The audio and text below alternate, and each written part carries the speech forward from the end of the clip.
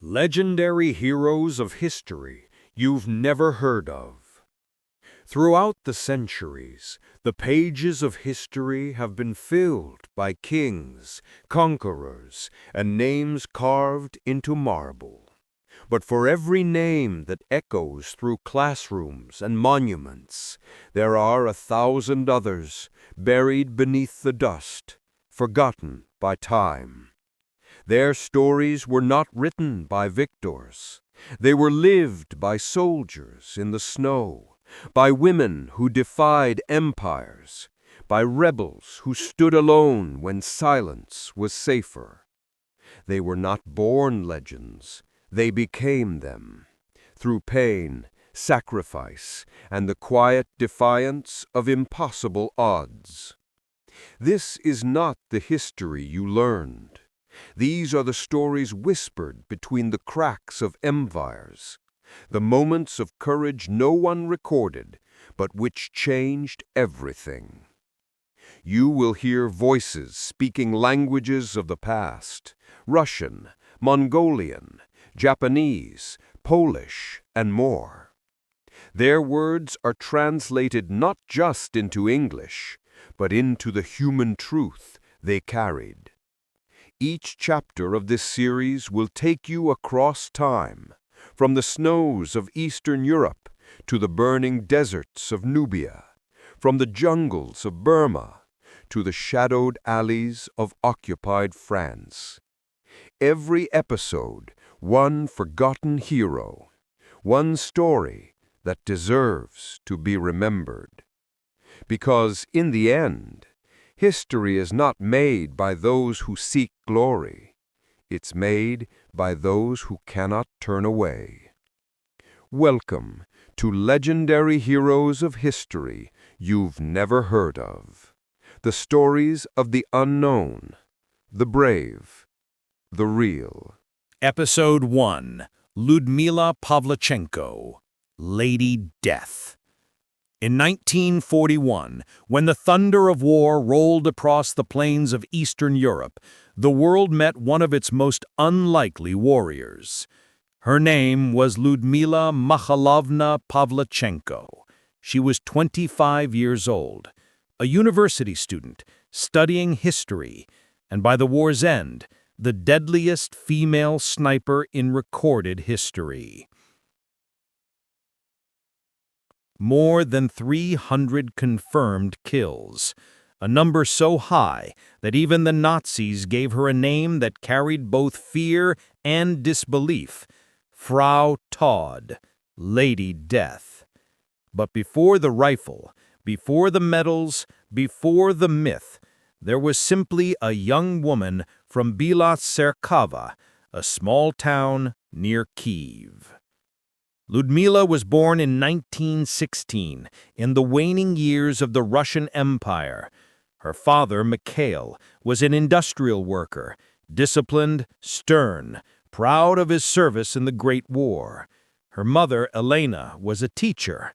They raised their daughter to believe that education was her weapon in a world run by men. But even as a child, Lyudmila was restless. When the boys in her neighborhood bragged about shooting rifles, she joined them and outshot them. Later, she would recall with a hint of pride, "The boys had their fun, but when I hit the target, the fun stopped." By her teenage years, she joined a local shooting club. The instructors noticed her steady hands, her calm under pressure. To her, the rifle was not a weapon. It was a puzzle, a matter of breathing, rhythm, and patience. But the world around her was changing.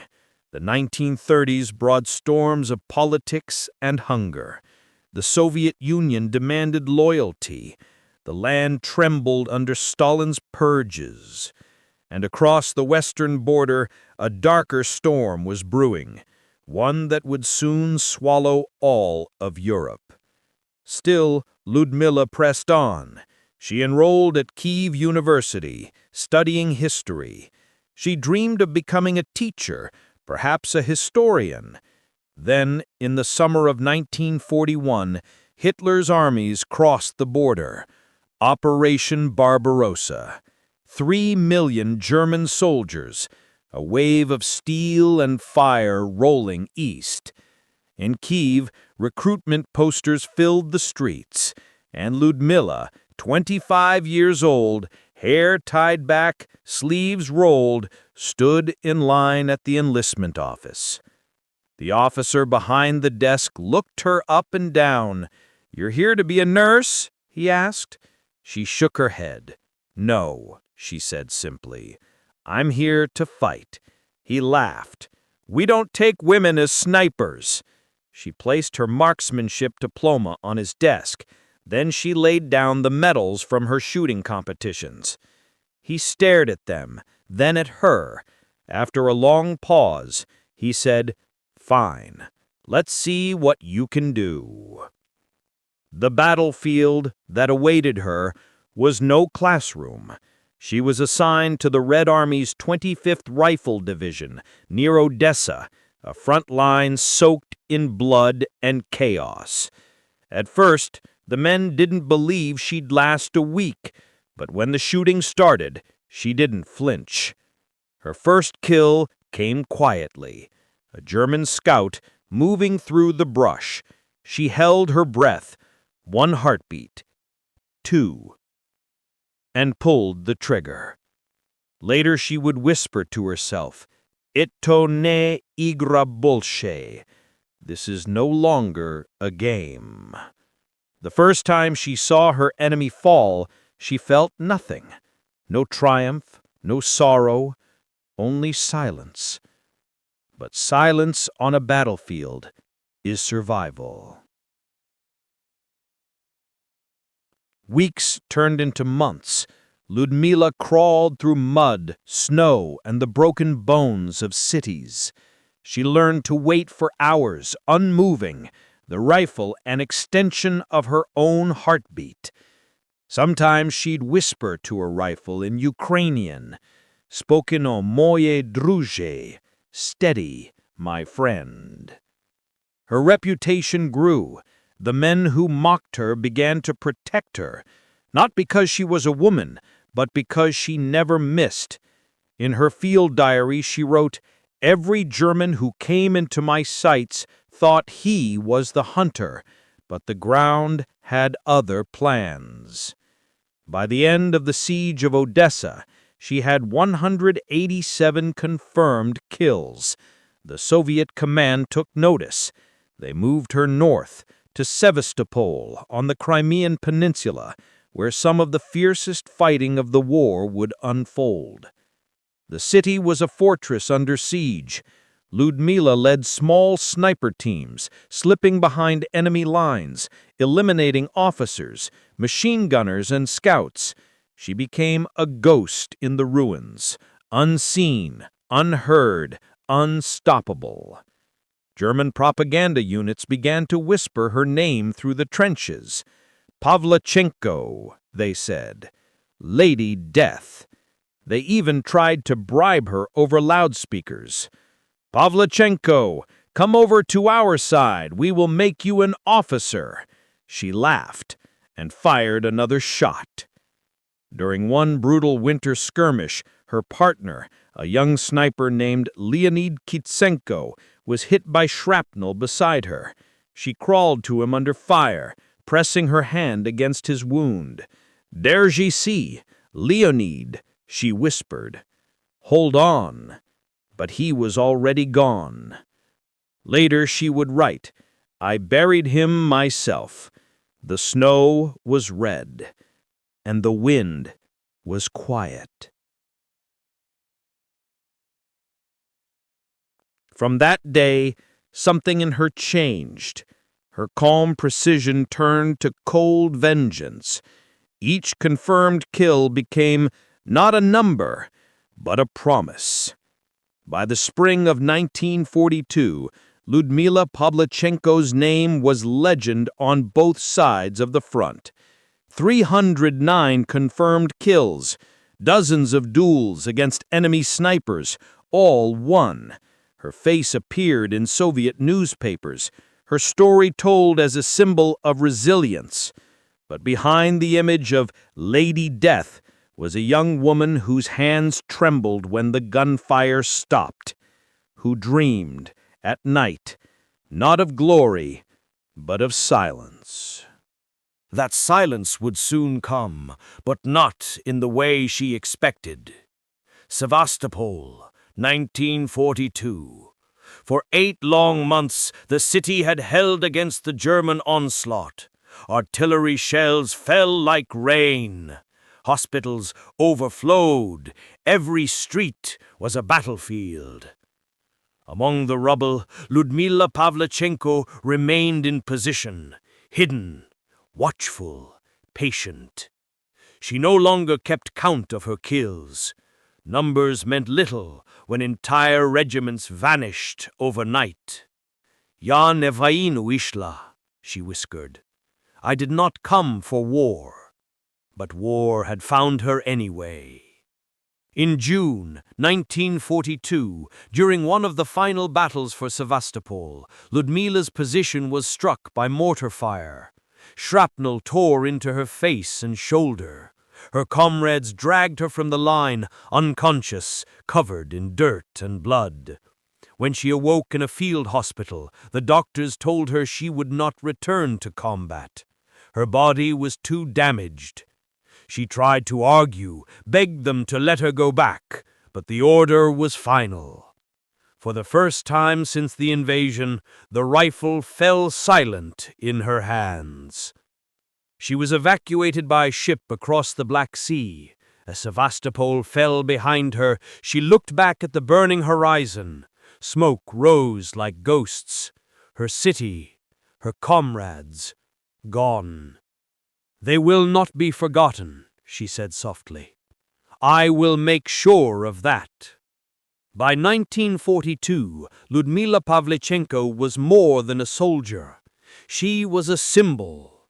The Soviet Union, desperate for morale, sent her west, not to fight, but to speak. She was chosen for a task unlike any battle she had faced, to travel to the United States and Canada as part of a Soviet delegation, to plead for the opening of a second front in Europe. When she stepped onto American soil, reporters rushed her, cameras flashing. They had expected a hardened killer. Instead, they saw a quiet young woman with dark eyes and a calm smile. But in every photograph, she wore her uniform, her chest heavy with medals. At a rally in Washington, D.C., she stood before thousands. Among them was Eleanor Roosevelt, the First Lady herself, who would later call Lyudmila the most impressive woman she ever met. Lyudmila stepped to the podium, leaned toward the microphone, and spoke with the same composure she had shown on the battlefield. "Gentlemen," she said, her accent thick but her voice unwavering, "I am 25 years old, and I have killed 309 fascists. Do you not think, gentlemen, that you have been hiding behind my back for too long?" It was a moment that broke through propaganda and politics. For once, the West saw not a Soviet soldier, but a woman, tired, scarred, and unyielding, demanding that the world act. She toured factories, universities, and military camps. She laughed with Eleanor Roosevelt, visited Chicago, New York, Toronto.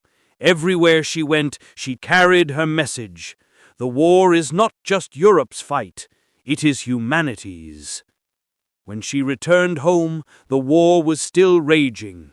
She trained new snipers, passing on everything she had learned.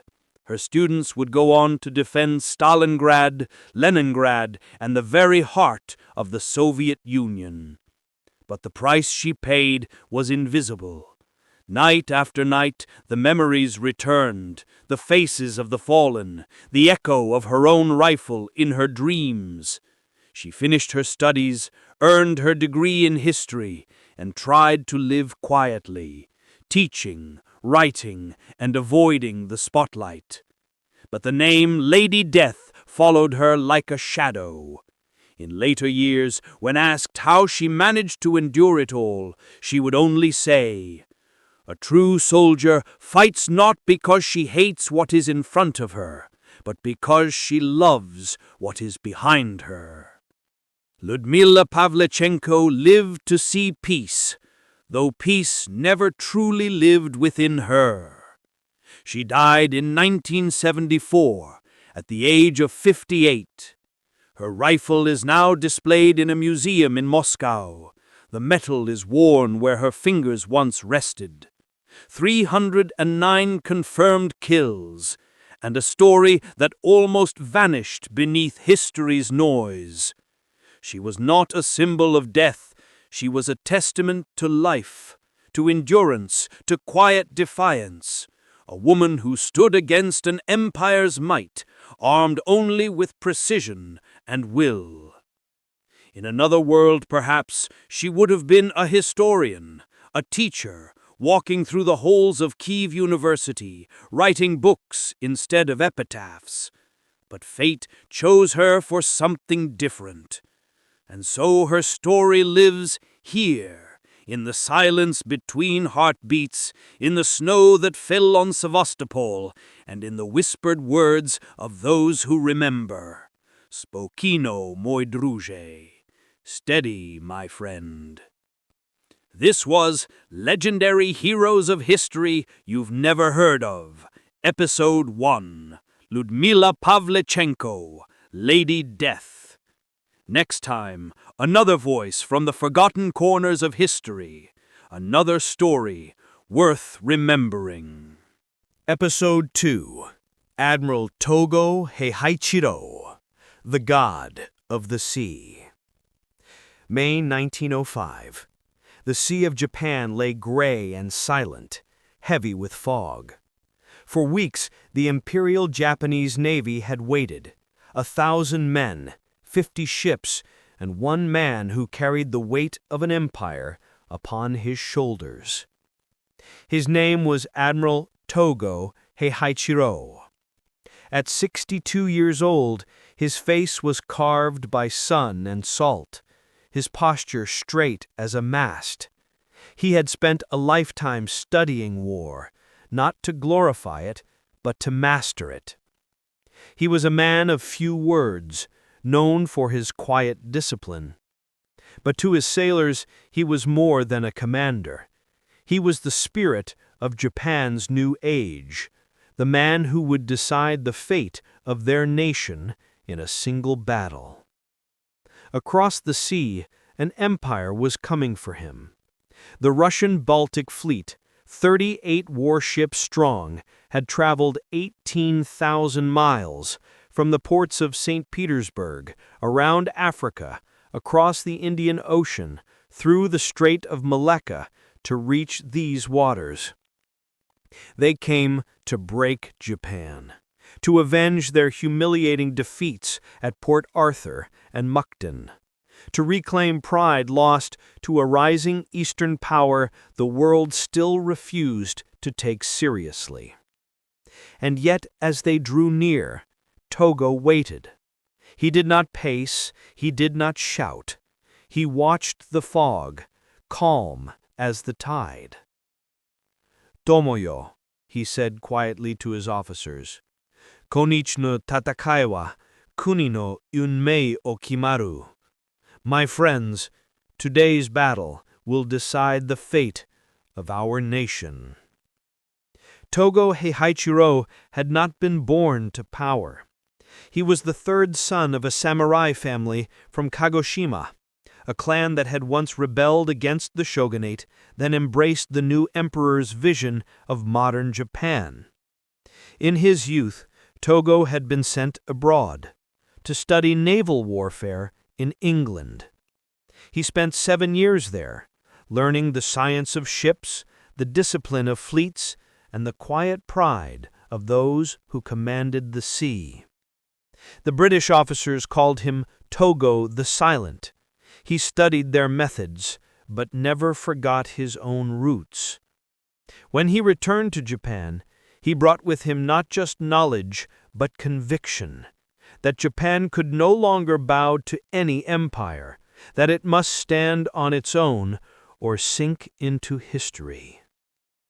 Now, in 1905, that conviction faced its ultimate test.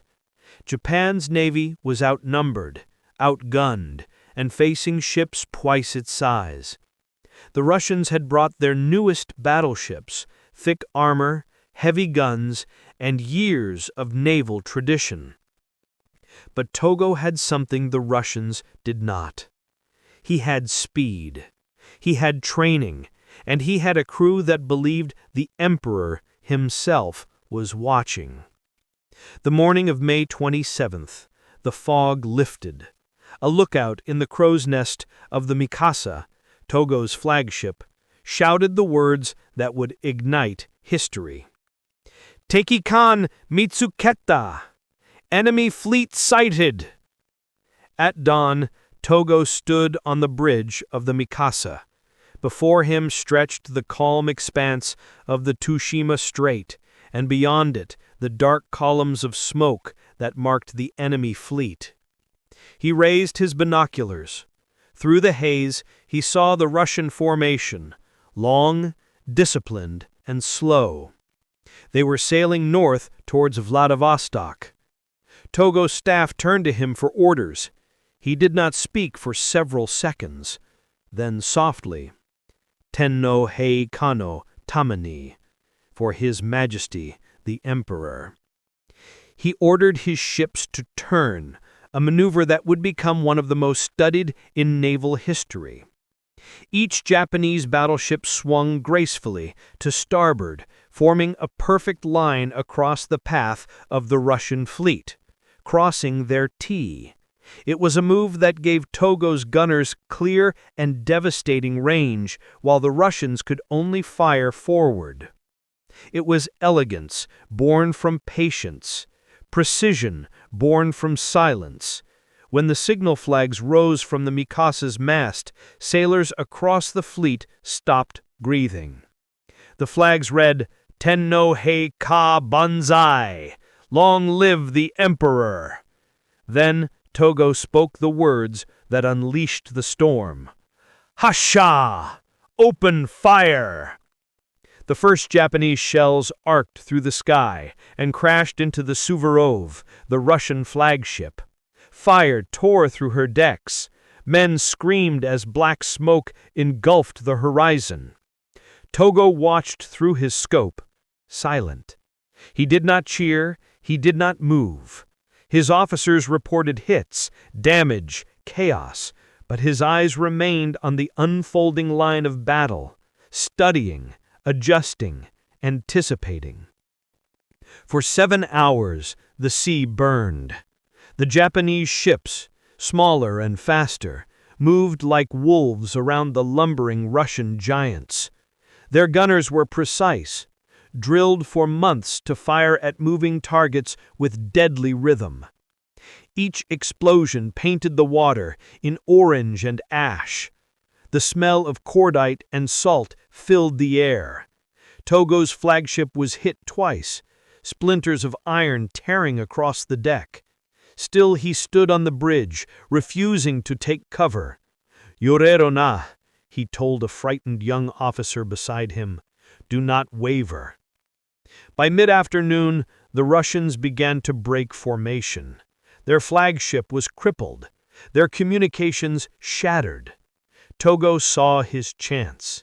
He ordered the destroyers to close in for the kill. The small, swift vessels cut through the waves like sharks, launching torpedoes at the retreating giants. One by one, the enemy ships erupted, some capsizing, others sinking bow first into the deep. From the bridge of the Mikasa, Togo watched the horizon burn.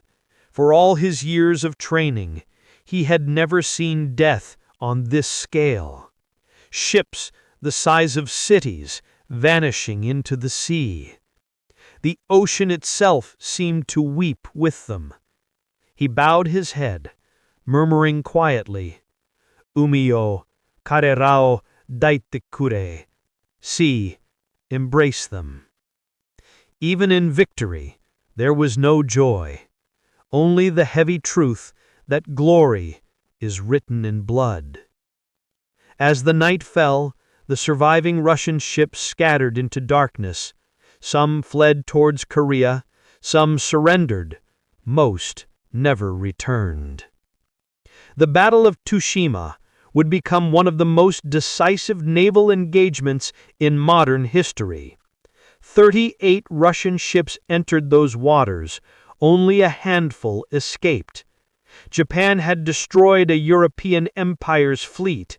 The first time in history an Asian power had defeated the West on the open sea. But the night was not yet done. As the fires dimmed and the wounded were brought aboard, Togo looked out into the mist, towards the place where the last enemy ships still fled. He knew what came next. He knew that the dawn would bring reckoning. Night had fallen over the Tsushima Strait. The smoke from burning ships hung low and bitter. All across the sea the glow of wreckage drifted, like candles on a dark tide. Admiral Togo stood alone on the bridge of the Mikasa. His uniform was stained with soot, his face lined with exhaustion. Around him, sailors whispered prayers for the dead, friend and foe alike. He did not speak. He simply looked toward the north, where the last survivors of the Russian fleet fled into the shadows. "Asa ni watashi tachi wa mata umi ni deru," he said quietly. "At dawn, we sail again." May 28, 1905. The dawn came gray and cold, washing over a sea littered with the ghosts of war. Scouts reported movement, the remnants of the Russian 2nd Pacific Squadron limping north in chaos. Togo gave no grand speech. He simply raised the signal flags once more. "Tekikan otsuiho seyo." Pursue the enemy. The Japanese fleet surged forward. Smoke trailed behind them like banners of vengeance. The destroyers moved first, sleek, deadly silhouettes cutting through the surf. They found the Russian ships scattered, battered, their guns silent. Some raised white flags, others, stubborn, tried to fight on.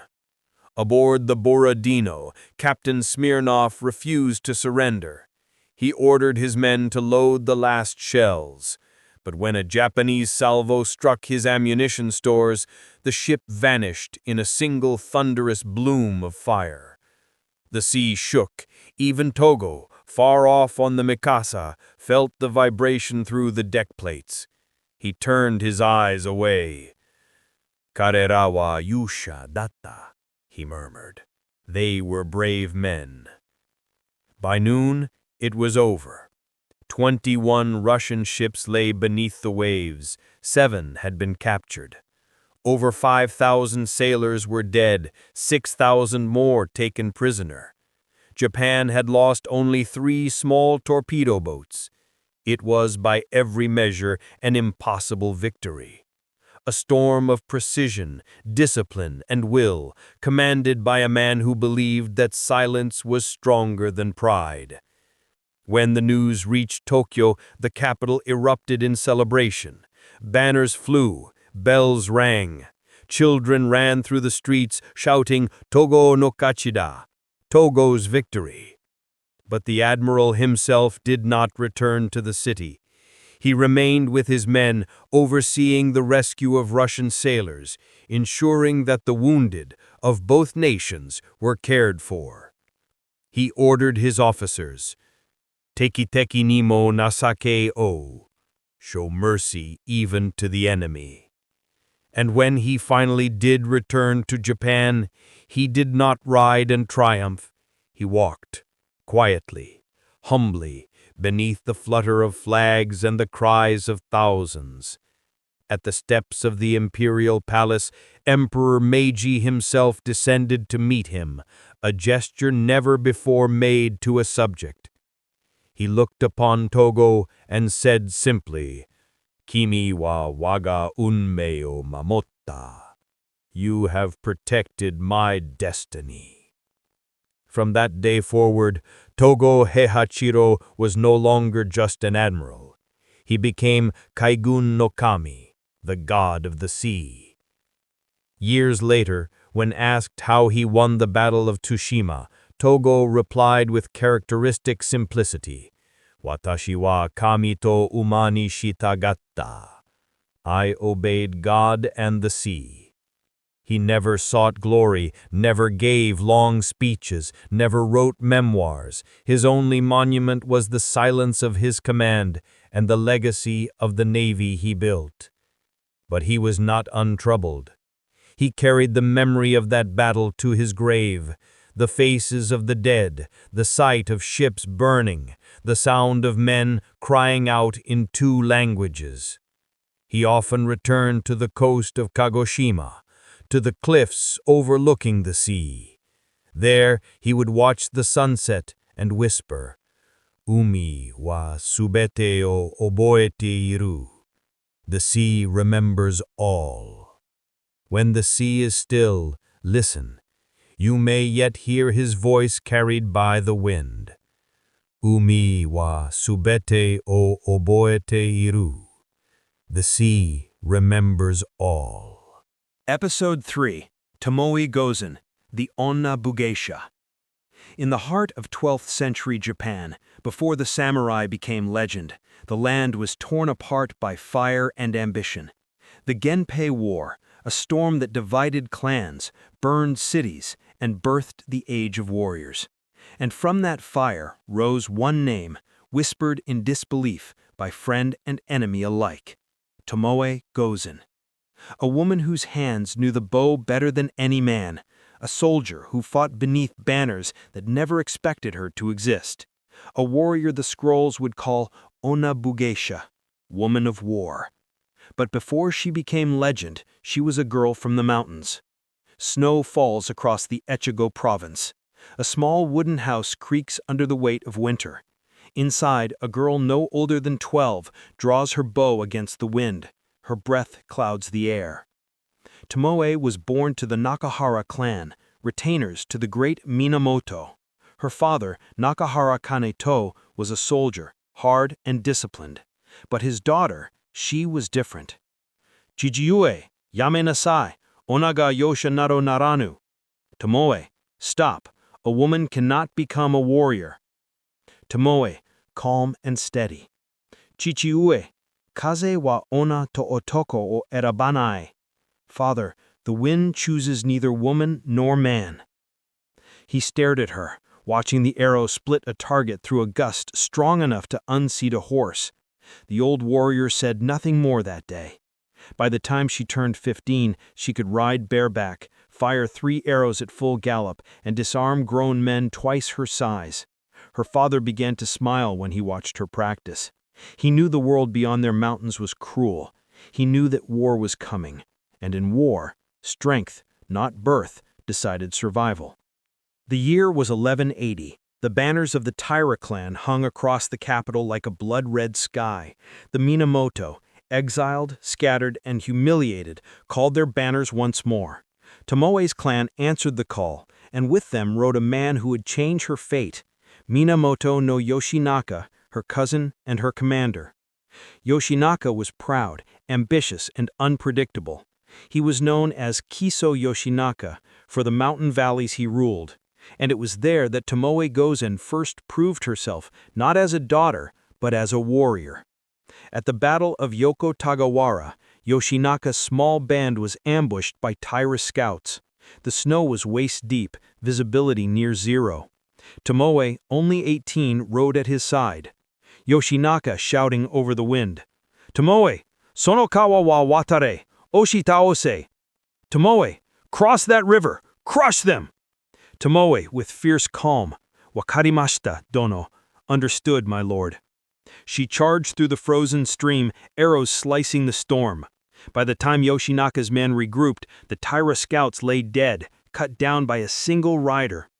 When she returned, her armor was cracked, her hair wild and her blade red with frost. A soldier in disbelief. Ano ono wa onika! That woman, is she a demon? From that day, Yoshinaka never rode without her, and men who once mocked her now refused to meet her eyes. The Genpei War raged on for years. Yoshinaka, with Tomoe at his side, began to carve victories that made even Kyoto tremble. The chronicles would later say, Tomoe Gozen was especially beautiful, with white skin, long hair, and charming features. But she was also a remarkably strong archer. She commanded troops in battle, led charges through rivers and mud, and once, they say, she held the rear guard alone, fending off a dozen horsemen to save Yoshinaka's life. Tomoe yelling, Yamero!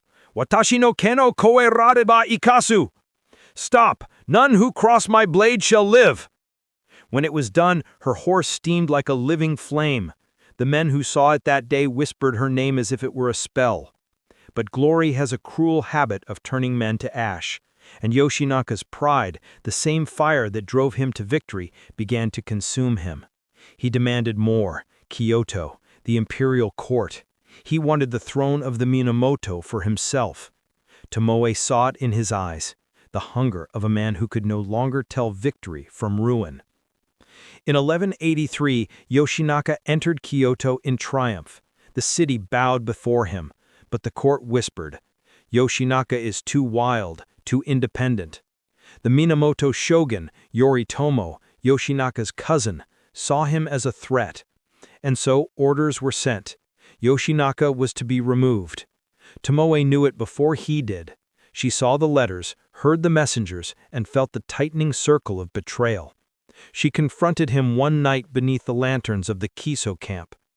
Tomoe, quietly, Dono, Yoritomo-sama wa anata o kawagate imasu.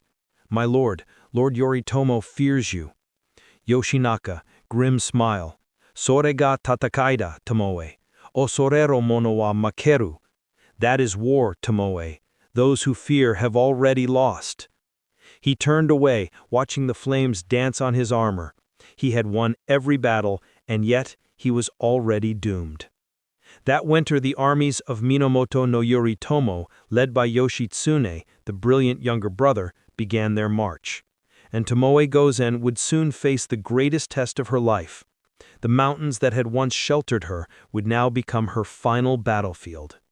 Winter of 1184.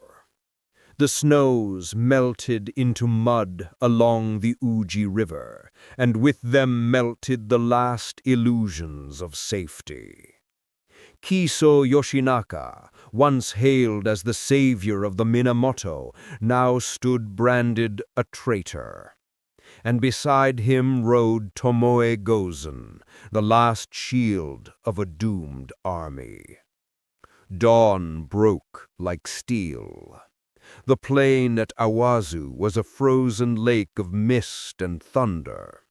Yoshinaka's forces numbered only a few hundred, Yoritomo's army, thousands. They say Tomoe rode before the lines that morning, her armor blackened by soot, her bow wrapped in white silk. She looked over the enemy banners, then back to the men behind her, most of them farmers, wounded, exhausted. She did not speak of hope. She spoke of honor. Watashi tachi wa shinu koto o osorete wa naranai. Watashi tachi wa wasurerareru koto o osoreo. Do not fear death. Fear being forgotten.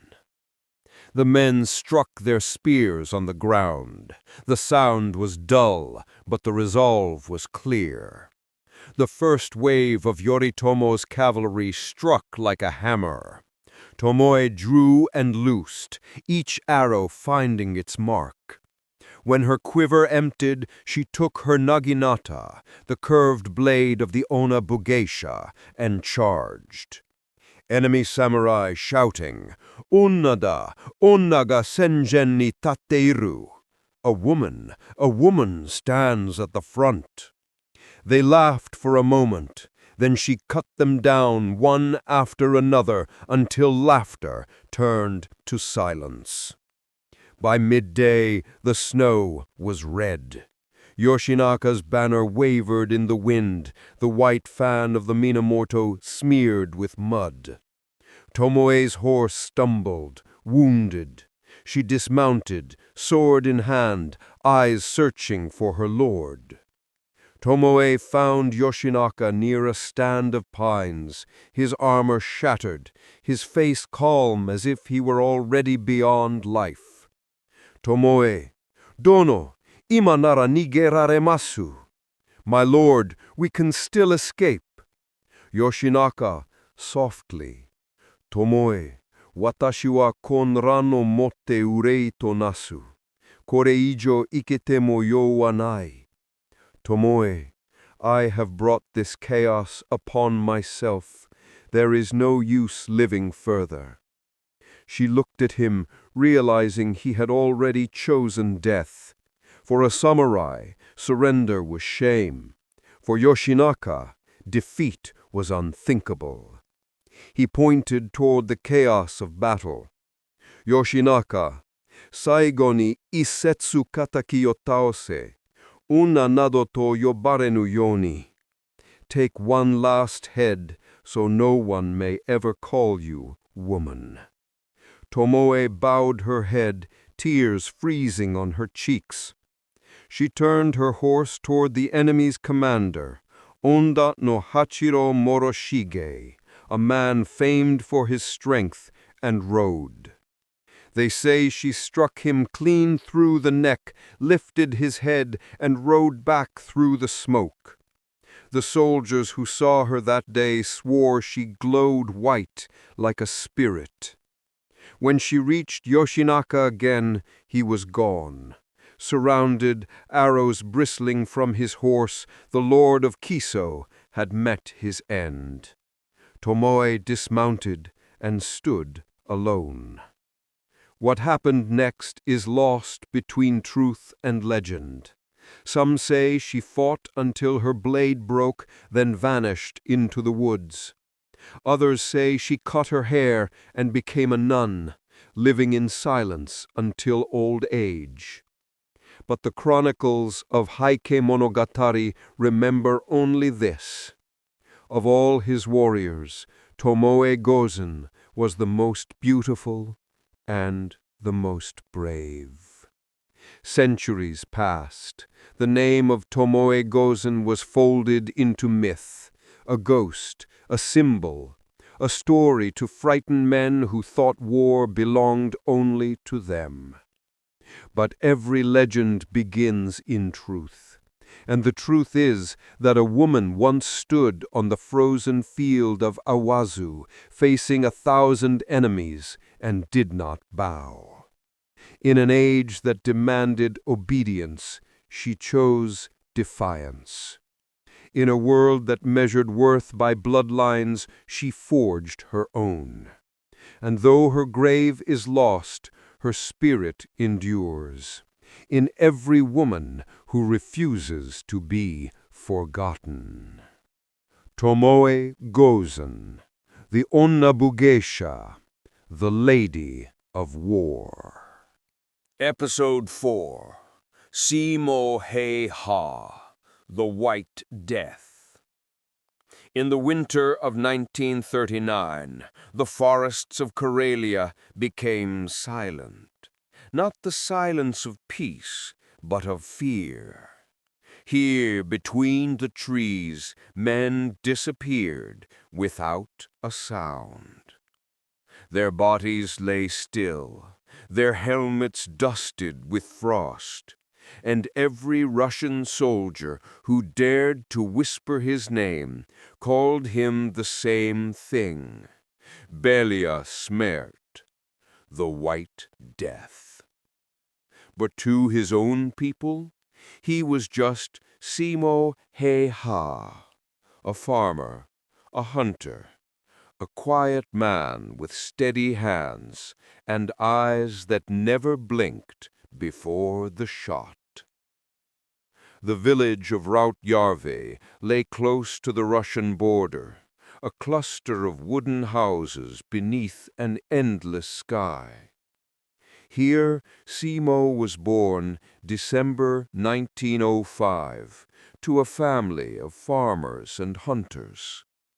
He was small in stature, shy, and rarely spoke, but he could hit a squirrel through the eye at 150 meters before he turned 12. He preferred listening to talking, silence to boasting, precision to pride. In 1925, he joined the Finnish Civil Guard, Suojekunta, not for glory, but for discipline. He learned marksmanship, camouflage, and patience, the three pillars of the unseen killer. His weapon was simple, a Finnish Mosin Nagant M28, iron sights only. He never used a scope. A scope reflected sunlight. Sunlight gave away a sniper's soul. November 30th, 1939. The Soviet Union invaded Finland with 500,000 men. They expected to conquer the country in weeks. Instead, they met forests so cold their engines froze, and men whose resolve burned like iron. Simo Häyhä was called to defend the Kola front, a stretch of wilderness where temperatures dropped below -40. He wore no camouflage, only the white suit issued to every soldier. He carried no special weapon, no radio, no compass, just his rifle, his knife, and the knowledge of the forest. The Russians advanced in columns, thick, slow, and loud. Simo watched from a ridge, counting targets, calculating wind and distance. He whispered to himself in Finnish. Simo, softly. Kohde 350, tuuli pohjoista, kevyt. Target 350, wind from the north, light. One man fell, then another, then another. By the end of the first day, 25 Soviet soldiers were dead, all from the same unseen rifle. They began to call him Valkoinen Kuolema, the White Death. Days became weeks. The front at Kola did not move. The Soviets bombarded the forests, firing shells blindly into the snow. Each time the smoke cleared, the bodies of their men lay untouched, and the sniper's trail remained invisible. Simo built his nests deep in the snow, carving tunnels through ice to breathe without steam revealing his position. He packed snow into his mouth to hide the vapor of his breath. He froze his rifle barrel so that it wouldn't smoke when fired. He waited for hours, motionless, until the frost bit through skin and bone. He did not count the dead. Others did. After 3 months of fighting, his confirmed kills numbered over 500. Unconfirmed, perhaps 100 more. But when his comrades asked him about it, he only shrugged.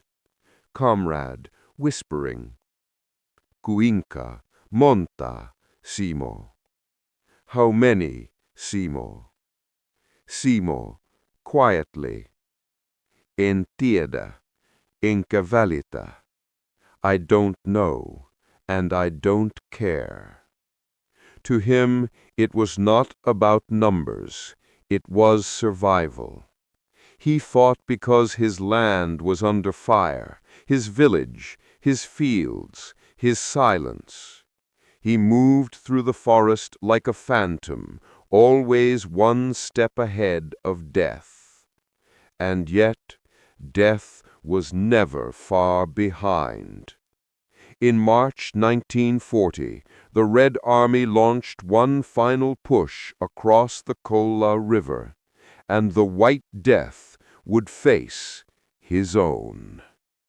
March 6th, 1940. The frozen forests of Kola burned. Soviet artillery screamed across the white horizon, turning snow to smoke, trees to splinters. For weeks, Simo Heiha had moved from nest to nest, always ahead of the shells, always hunting. But even ghosts grow weary. That morning, he had taken down 7 men before the sun reached its peak. The 8th was crouched behind a pine stump, scanning with binoculars. A counter-sniper. Simo exhaled slowly. His finger tightened. The man fell without a sound. He was about to move positions when the air itself cracked open. A bullet hit him, square in the face. The impact tore away half his jaw. He dropped to the snow, blood freezing as it touched the air. For a moment, the world turned white, not from snow, but from pain. Jumala, ella viela. God, not yet. He crawled back through the snow, one hand pressed to his face, his rifle left behind. His comrades found him hours later, barely alive. They carried him to the field hospital, where doctors stared in disbelief. His face was gone, yet his pulse was strong. They wrote in their report, Simo Heiha, presumed dead. But death was patient. For 9 days he lay in a coma. The winter war ended while he slept. When he awoke, the world was quiet again. Finland had survived, but at a terrible cost. The forests were scarred, villages burned, thousands buried under the snow. Simo's face was a ruin, his jaw shattered, cheek torn open, teeth gone. He could barely speak. When they told him Finland had held the line, he nodded once. Hyvä. Good. That was all. After the war, Simo returned to Rautjärvi.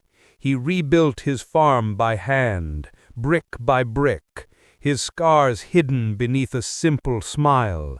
He hunted, fished, and lived alone for most of his life. He never boasted, never wrote a book, never asked for medals. When journalists came, he offered them coffee and few words. Once, a young soldier asked him how he could kill so many men and sleep at night. Simo looked out the window at the snow, then said simply, Tekin olisitte ampuneet. You would have shot too. No anger, no pride, just truth. He believed that war was not about hatred, but duty, and that the truest warriors were those who carried silence heavier than their rifle. Simo Heiha lived to the age of 96. He died quietly in 2002 in a small veterans' home in Hamina. The nurses said he was smiling when he went. He never married, never left Finland, never fired a shot again. But in those 100 days of the Winter War, he became the deadliest sniper in history, with 542 confirmed kills, all without a scope. Yet when asked what made him so effective, he once answered, "Harjoittelin ja olin hyvä onnekas." I practiced, and I was lucky. The Russians called him a monster. The Finns called him a hero. But Simo Heiha called himself neither. He was simply a man doing what he must, and in that simplicity lay a kind of purity the world has long forgotten. The forest remembers his breath, the snow remembers his steps, and every shot still echoes through the silence of winter. Simo Heiha, the White Death. Episode 5, Yasuke, the Black Samurai.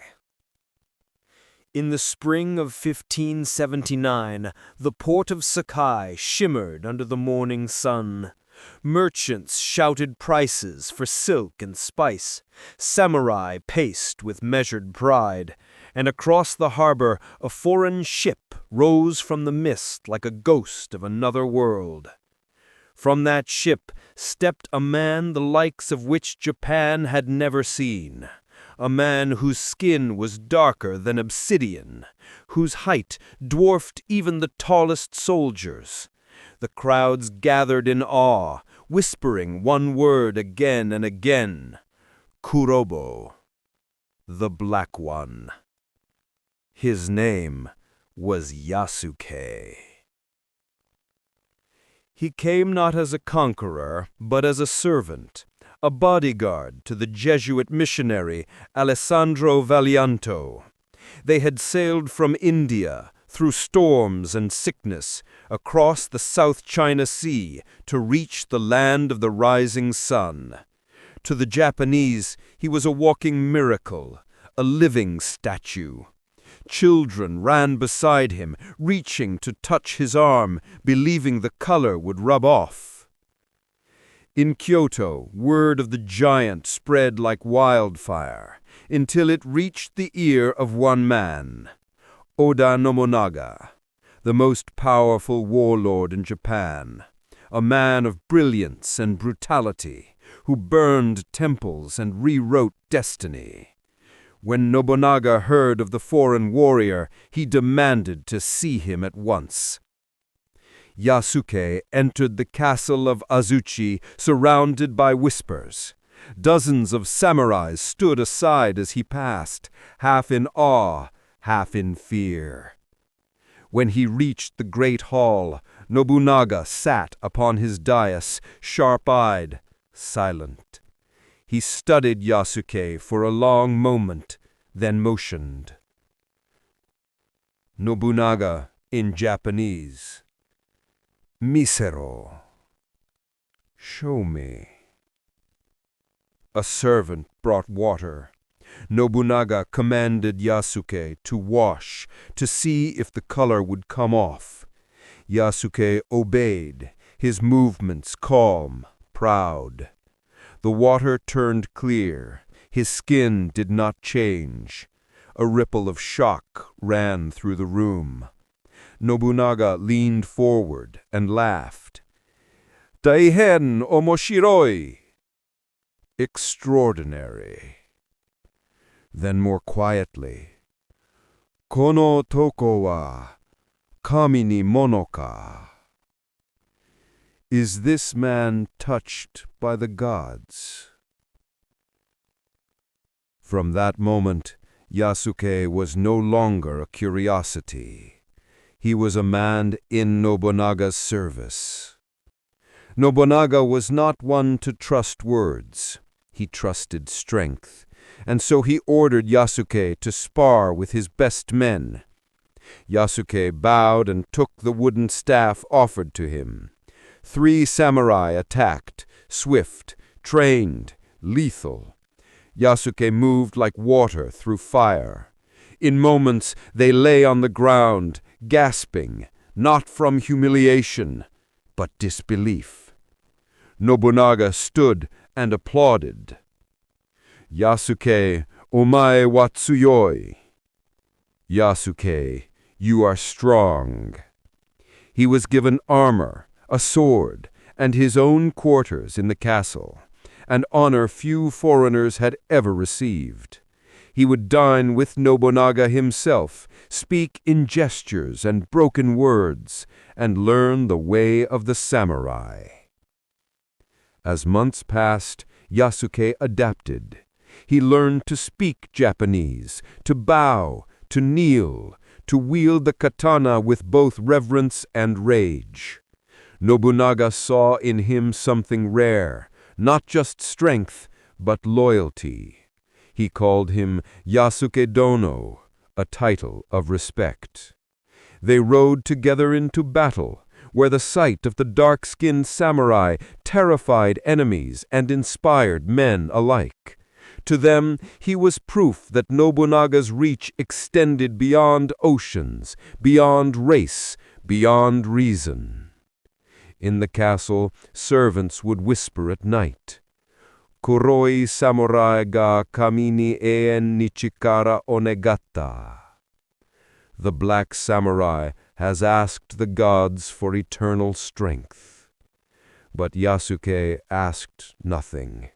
He had seen too much of men to believe in eternal things. He simply served and survived. He had come from the ashes of slavery, crossed half the world, and now stood at the right hand of Japan's most powerful lord. But even gods fall, and soon Yasuke would face a storm that no sword could deflect. Summer, 1582. Kyoto's skies burned gold at dawn. The cicadas screamed in the trees, and in the heart of Honnonji Temple, the winds of destiny began to turn. Yasuke had risen to stand beside Oda Nobunaga as his trusted retainer, a samurai in full right. He had fought, bled, and lived under Nobunaga's banners. But power always breeds betrayal.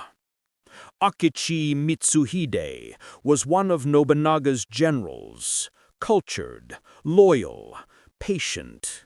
But loyalty is a fragile mask when envy grows beneath. In June, while Nobunaga rested with only a small guard in Kyoto, Mitsuhide moved his troops silently through the mist. At dawn, the temple bells began to ring, not for prayer, for death. Soldiers shouted, "Tekida! Tekida!" meaning enemy attack, enemy attack. Arrows rained down like black rain. The temple walls caught fire. Yasuke awoke to the sound of chaos. He rushed through the corridors, sword in hand, flames licking the paper walls. He found Nobunaga standing in his armor, calm amid the fire. Nobunaga said, "Yasuke Dono, sokomare ka," meaning, "So this is how it ends." Yasuke dropped to one knee and said, "Wagahai wa anata totomoni tatakaimasu," meaning, "I will fight beside you." Nobunaga smiled, a small, weary smile, and Nobunaga said, "Iya, kore wa ore no unme da," meaning, "No, this is my destiny." He drew his dagger, the flames roared higher, and the warlord who dreamed of uniting Japan chose to end his own life rather than surrender. It was said that Yasuke stood guard until the very end, cutting down any who dared approach his fallen lord. When the fires consumed Honnonji Temple, Yasuke carried Nobunaga's blade through the smoke and ash, one final act of honor. Mitsuhide's men captured Yasuke the next day. They had never seen such a man, tall as two of them, skin dark as midnight, eyes calm even in defeat. They brought him before Mitsuhide. The general studied him for a long time. Mitsuhide said, "Anata wa nanimono da," meaning, "What are you?" Yasuke replied, "Watashi wa samurai desu," meaning, "I am a samurai." The court murmured, a black foreigner claiming the title of samurai. But his armor bore Nobunaga's crest, and his eyes held no fear. Mitsuhide hesitated. Finally, he turned to his men and said, "Kare wa hito da, korosu koto wa nai," meaning, "He is a man. Do not kill him." They released him to the Jesuits, who took him back into their care. From that day, Yasuke disappeared from the chronicles of Japan. Some say he returned to the south, joining Portuguese traders on their voyage back to India. Others whisper he stayed hidden in Japan, living quietly among monks who remembered the man who served with honor. No one knows his true fate, only that for a brief, burning moment he stood at the center of history, a man born into chains who found his freedom in the way of the sword. In a world divided by color, class, and creed, Yasuke became something greater, a symbol of possibility. He proved that the soul of a warrior knows no nation, that courage can cross oceans, and that even the stranger among strangers can earn the title of samurai. Yasuke, the Black Samurai, the man who came from the ends of the earth and became legend. Episode 6, Noor Inayat Khan, the Spy Princess. It was spring in Paris, 1943. The streets smelled of fear and cigarette smoke. The German boots echoed on cobblestones, and the resistance whispered in the shadows.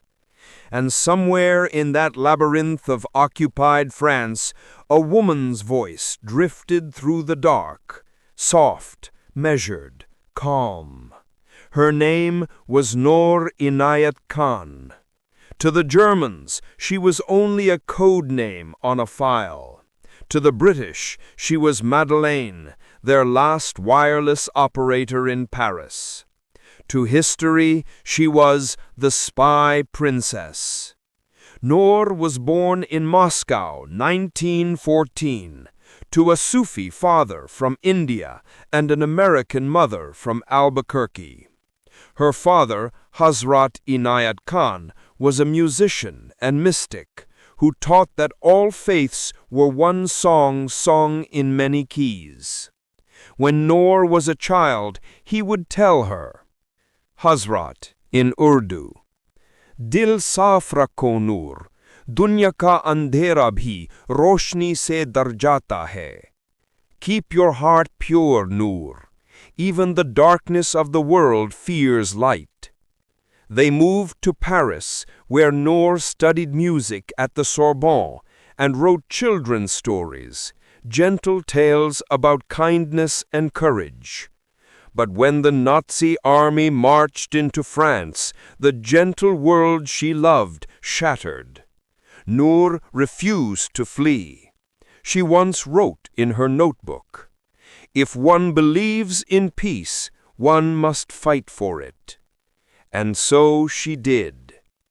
In 1942, she fled to England and volunteered for the Women's Auxiliary Air Force.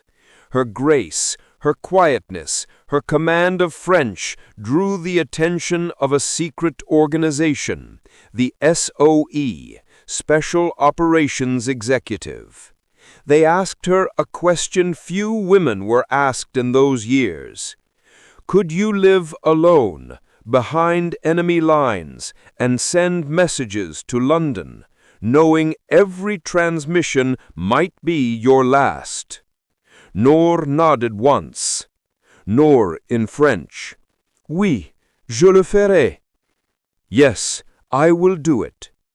They trained her in Morse code, sabotage, and escape. At first, her instructors doubted her. They said she was too gentle, too honest, too kind for this kind of war. But her file ended with one note written in pencil. She has the quiet courage of a lion. And so, under the code name Madeleine, Noor Inayat Khan was dropped into occupied France by moonlight. Her parachute opened above the fields near Angers. She landed softly, buried the silk, and vanished into the night. Paris had changed. Posters of the Führer glared from every corner. The Gestapo watched from every window. Noor set up her first transmitter in an attic overlooking the Seine. From there, she tapped messages to London, coded signals of movements, arrests, and sabotage. Each message could be her death sentence. Morse beeps echo faintly in the rhythm of her breath. When her entire network was betrayed and captured, London ordered her to return home. She refused. Noor, in English, I will stay until the end. For months, she was the only British agent left transmitting from Paris. Every message she sent came with the risk of the Gestapo triangulating her signal. She would move from safe house to safe house, transmitter wrapped in a blanket, codebook sewn into her coat. Neighbors remembered her as la jeune fille au sourire triste, the young woman with the sad smile. But her voice never wavered. Autumn came. The air grew thin, the walls closer. One night, a knock came at her door. A woman she trusted, Renee Gary, had betrayed her to the Gestapo. They stormed in, shouting, "Handi hoch!" Hands up! Noor tried to run. She fought, kicking, clawing, screaming, until they tore the transmitter from her hands. At the Gestapo headquarters in Rue des Saussets, they chained her to a chair. They demanded codes, contacts, and names. She gave them nothing. Noor, in French, Je ne dirai rien. I will say nothing. For days she was beaten and questioned. Each time she stared at her captors with the calm of her father's teachings. When they searched her room, they found only her notebook, filled with children's stories and one final line written in soft pencil. The light never dies. But the light of Noor Inayat Khan had only begun to shine. Even in the depths of captivity, her courage would shake the walls of her prison and echo far beyond the war. Episode 6. Noor Inayat Khan, the Spy Princess. Autumn rain fell over Paris. The city's heart beat slow beneath the boots of the Gestapo. In a small stone cell beneath Avenue Foch, a single lamp burned against the dark. And beneath that light sat a woman with broken wrists, a torn coat, and unbroken eyes. Noor Inayat Khan, prisoner 1235, SOE codename Madeleine. The Gestapo had tried every trick: hunger, sleep deprivation, false promises. But Noor spoke no secrets. She spoke instead of music, of her father's teachings, of a world without hate. Her interrogator, Hans Kiefer, later wrote, "She was gentle and shy, but possessed the strongest spirit I have ever known." Each night, Noor would close her eyes and hum softly under her breath her favorite song from childhood. Her cellmate once recalled, "Elle chantait comme un oiseau qui se souvenait du soleil," which means she sang like a bird remembering the sun. After a failed escape attempt, she was labeled highly dangerous. They shackled her hands and feet for 10 months, moving her from Paris to Karlsruhe, then to Pforzheim. No visitors, no paper, no sky. And still, she did not break. Noor spoke in Urdu, "Khuda mera saath hai," which means, "God is with me." September 1944. Germany was collapsing. Trains roared east, filled with prisoners no one would ever see again. Noor was taken from her cell and placed in a van with 3 other captured SOE agents, Yolande Beekman, Madeleine Dammerment, and Ilian Plumen. They did not know where they were going, only that the road led to the gates of a place whispered in terror, Dachau. The guards said nothing. The women held hands. They did not pray for rescue, only for courage. In the darkness, Noor whispered softly in French, "Mes sœurs, ne craignez rien. La lumière ne meurt jamais," which means, "My sisters, fear nothing. The light never dies." At dawn, the gates of Dachau opened. The women were marched into the yard. They stood upright, proud, unbowed. When the order was given, Noor turned to face her executioner. Her final word, one that still echoes through the silence of that place, was a single defiant cry, "Liberté," which means freedom. Then came the gunfire and silence. The war ended months later. France was free again. But for Noor, freedom had meant something greater, something eternal. When Allied officers searched Nazi archives, they found her name marked only by 2 words, executed. Brave. Winston Churchill called her a true heroine of the resistance. Years later, the people of France awarded her the Croix de Guerre. Britain gave her the George Cross, their highest civilian honor. But her greatest monument stands not in medals or marble. It stands in silence. Every year in London, in Gordon Square, a small bronze statue watches over the park. It bears no weapon, only a notebook. And beneath it, the words, "The light never dies." Noor Inayat Khan, daughter of music and mysticism, soldier of silence, the spy who fought hate with harmony. In her final hour, she gave the world the truest lesson of courage, that peace is not weakness, and light is not afraid of darkness.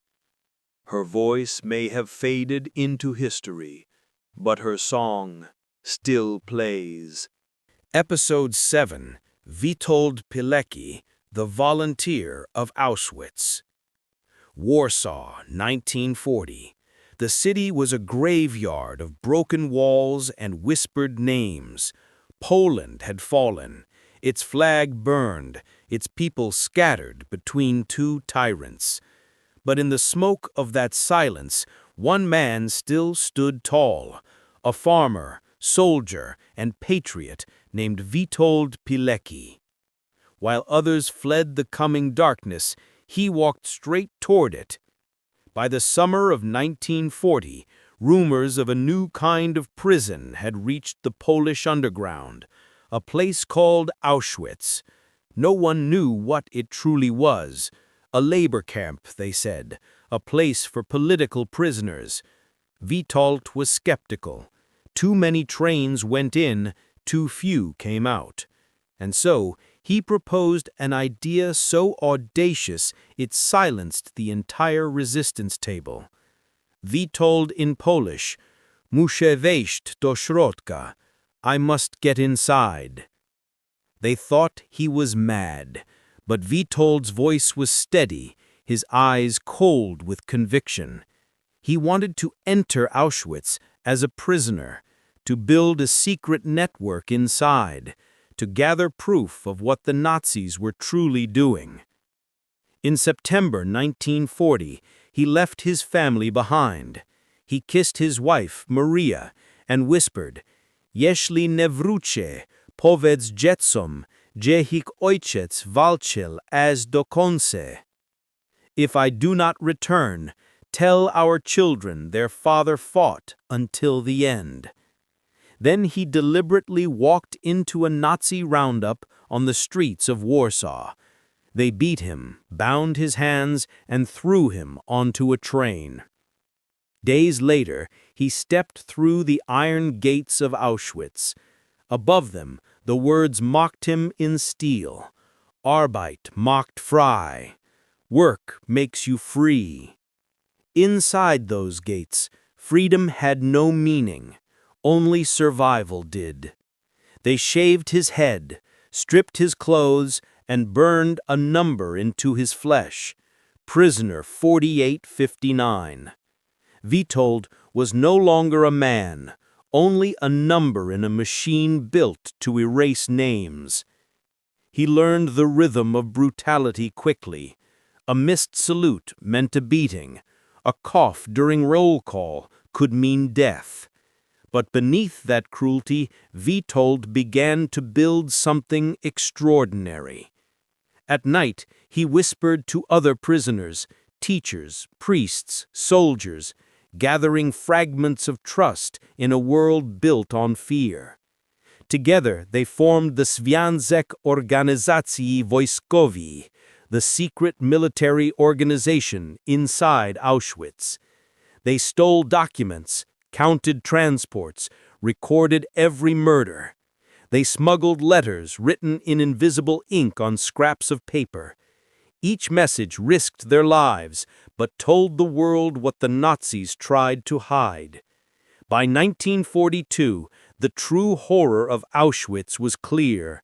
Trains arrived daily, filled not with soldiers, but with families. Men, women, and children separated on the platform, never to meet again. The smoke above the crematorium never stopped.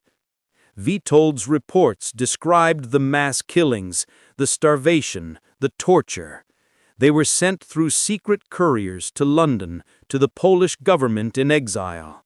His words were the first eyewitness accounts of the Holocaust.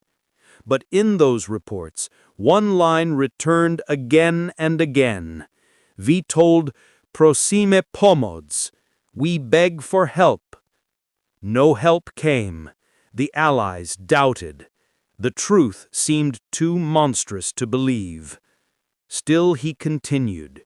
For 2 years he fought a war inside hell, and when his mission was complete, when the reports were sent and the truth was written, Witold Pilecki did the unthinkable again. He decided to escape Auschwitz. Spring 1943. The air above Auschwitz was thick with ash. The screams had become part of the wind, and in the middle of that endless death, one man dared to imagine freedom, not for himself, but for the truth. Witold Pilecki had been inside the camp for nearly 3 years. He had built an underground army beneath the SS's nose. He had sent reports to London that spoke of gas chambers, executions, starvation, the machinery of evil itself. But the world outside was silent. And so he decided, if they would not believe his words, He would bring them proof. He would escape. April 26, 1943. Night fell over Block 11, the death block. Witold and two comrades, Edward Ciesielski and Jean Redjai, were assigned to a bakery outside the main fence. It was their chance. When the guards looked away, they cut the phone lines, slipped out through a side door, and vanished into the darkness. The sirens began within minutes. Searchlights swept across the fields. Dogs barked. Gunfire echoed in the night. Witold in Polish whisper, "Biegniemy ku życiu." We run toward life. They ran through rivers, mud, forests, 20 miles in a single night. By dawn, they reached a farmhouse. A Polish farmer hid them in a hayloft, risking his entire family. For 2 weeks, they moved by night, hunted by every patrol in southern Poland. Finally, exhausted, bleeding, they reached the resistance lines. After 947 days in Auschwitz, Witold Pilecki was free. When he reached Warsaw, the resistance could hardly believe him alive. He sat before them, thin as a shadow, and began to speak. For hours he described everything: the starvation, the beatings, the gas chambers disguised as showers. He laid the papers he had smuggled out, coded reports, witness names, death counts. An officer wept as he listened. But when the message was sent to London, disbelief still followed. Some said it was impossible. No nation, no government could commit such crimes on such a scale. Witold simply replied, "Niemożliwe, widziałem to." Impossible? I saw it. He did not stop fighting. He joined the Warsaw Uprising in 1944, leading resistance forces against German tanks. Even after the Nazis fell, he refused to lay down his arms. For him, freedom was not an end, it was a duty. When the war ended, Poland was liberated, but not free. The Soviets replaced one tyranny with another. Witold spoke out against them, exposing their secret arrests, their disappearances, their propaganda. In 1947, the communist secret police came for him. He was arrested, beaten, tortured, accused of being a spy for the West. The man who had survived Auschwitz now faced a new kind of darkness. A courtroom with no truth, a trial with no justice. When the judge read his sentence, death, he only bowed his head and whispered, "Tak trzeba, so it be." On May 25, 1948, in Mokotów prison, Witold Pilecki was executed with a single shot to the back of the head. They buried him in a nameless grave.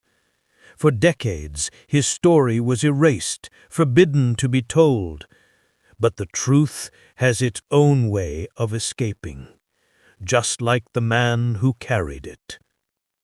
When Poland regained its freedom in 1989, his reports resurfaced. His name returned.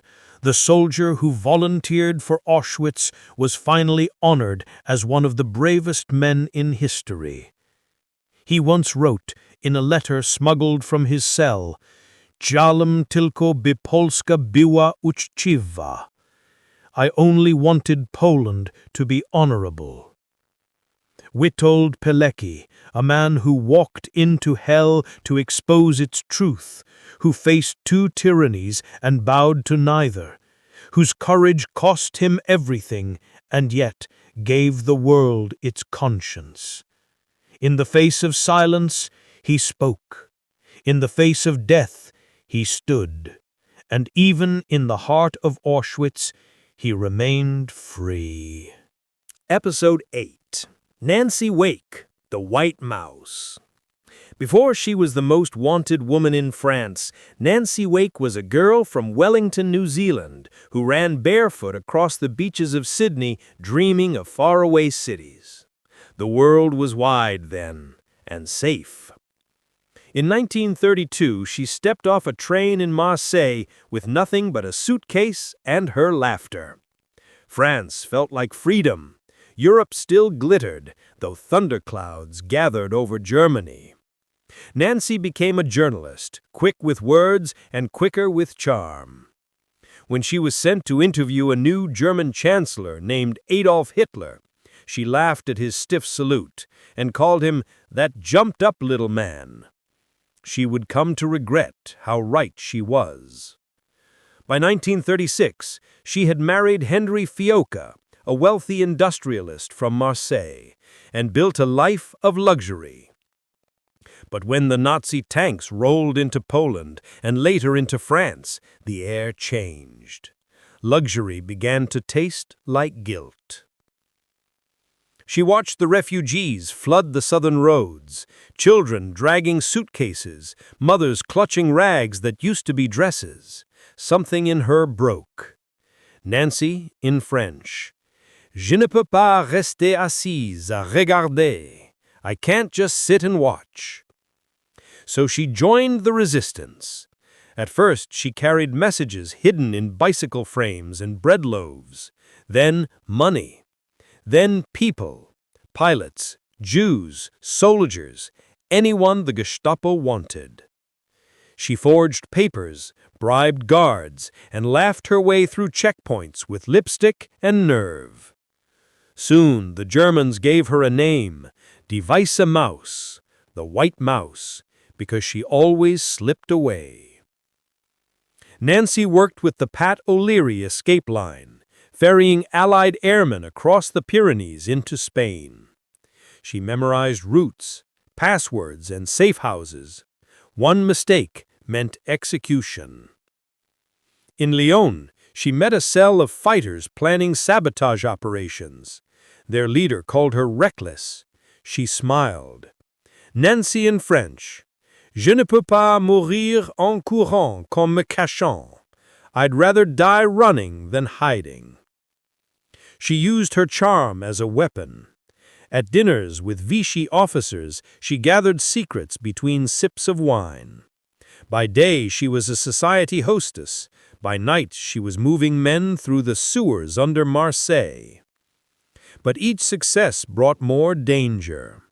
By 1943, her face was on every Gestapo wall in southern France. Her code name spread through German radio chatter. La Souris Blanche, the White Mouse. Henri begged her to flee. She refused, until the Gestapo closed in.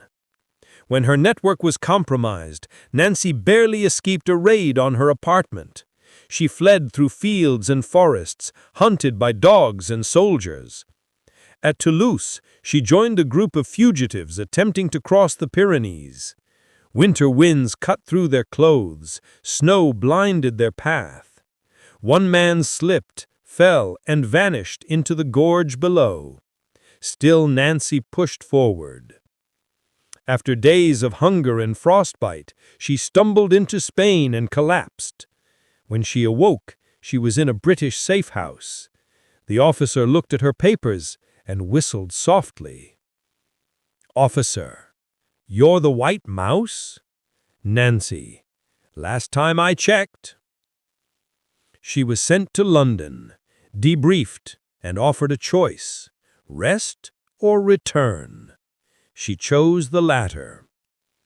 The Special Operations Executive trained her in weapons, explosives, and parachute jumps.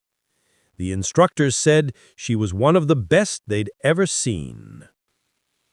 June 4th, 1944, the night before D-Day. A plane roared over central France. Nancy Wake jumped into the black sky, a Sten gun strapped to her chest. She landed in the mountains of the Auvergne, among the maquis, French partisans preparing to cut German lines. Mud streaked her face.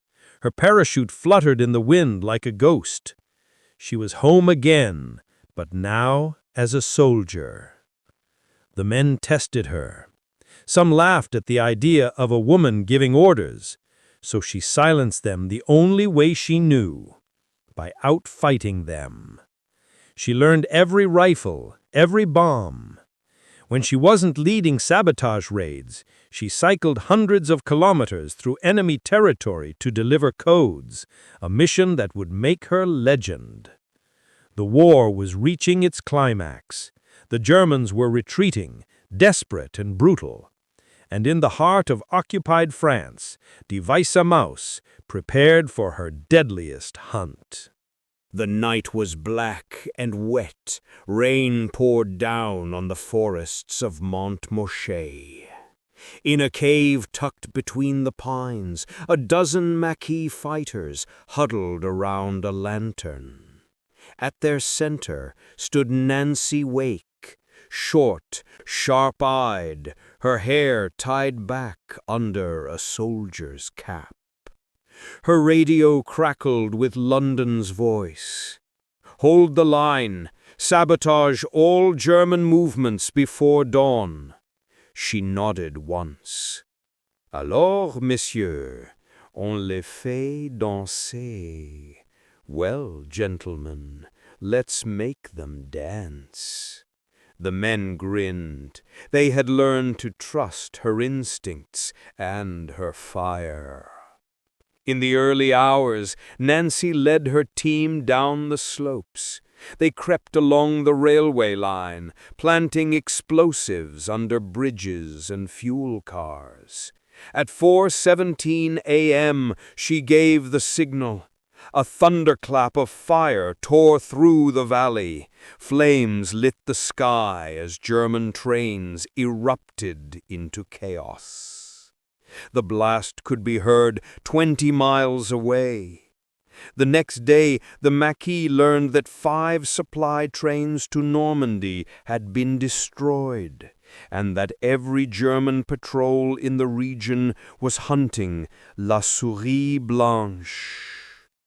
When one of her couriers failed to return, Nancy mounted her bicycle and rode 500 kilometers in 3 days, through checkpoints, storms, and exhaustion, to replace the lost codes. By the time she reached her destination, her legs were bleeding. She refused rest. "Je ne m'arrête pas tant qu'ils respirent. I won't stop while they still breathe." Summer 1944.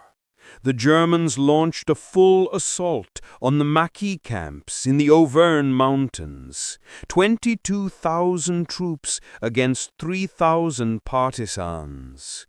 Bullets tore through the trees. Explosions echoed across the valleys. Nancy coordinated supply drops, radioed London, and ran ammunition between positions.